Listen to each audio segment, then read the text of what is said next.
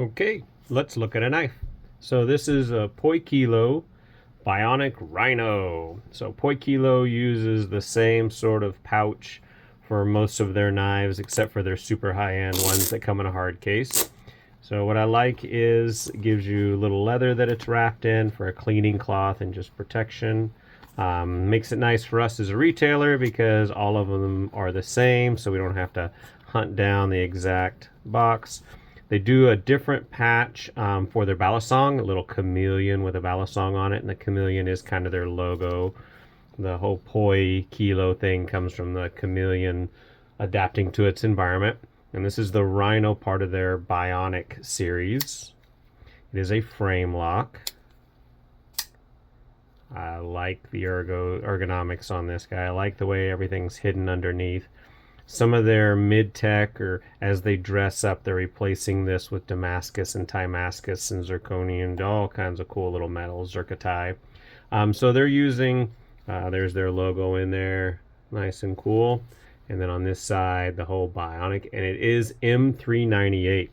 So some of you might be a little more familiar with M390. If you go to Knife Steel Nerds, learn Thomas over there does a good job of comparing different metals.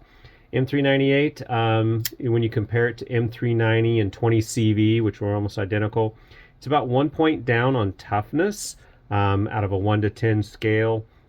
It's 2.5 points higher on edge retention.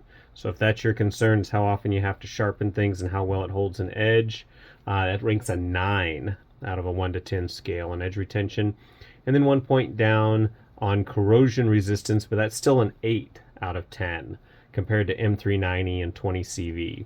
So what Bowler did is add a little more carbon, a little more of vanadium to get your M398. And that seems to be the steel that Poikilo is using on all their knives. They are their own factory, so that's really nice. They're not just designing the knife and having somebody else make it for them.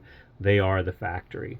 So I'm liking, they do liner lock, frame lock, balisongs, and karambits. Balisongs are what caught our eye because that's kind of what we do a lot in here at Pinchetta. But who doesn't like a good frame lock? Their liner locks are, I have a little more trouble with a liner lock, so a frame lock is a little nicer for me.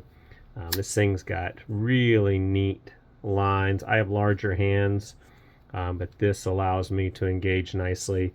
The cuts on the top spine here are not hyper aggressive to make them rough on your finger, but they give you some traction. And then they do a good job of keeping a large amount of steel all the way to the end here. Little tanto-ish kind of grind on there, on that blade shape. Your backside, good look at your clip.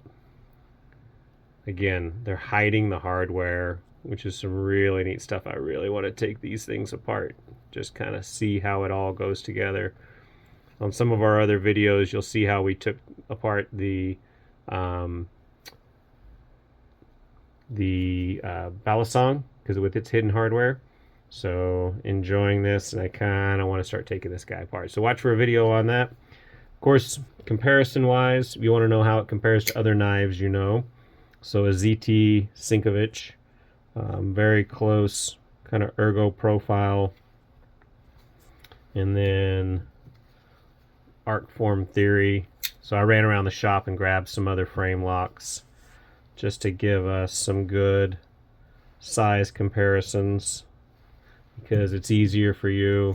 And then, you know, grab the Spyderco just again to kind of compare Endura 4 to see size-wise what you think.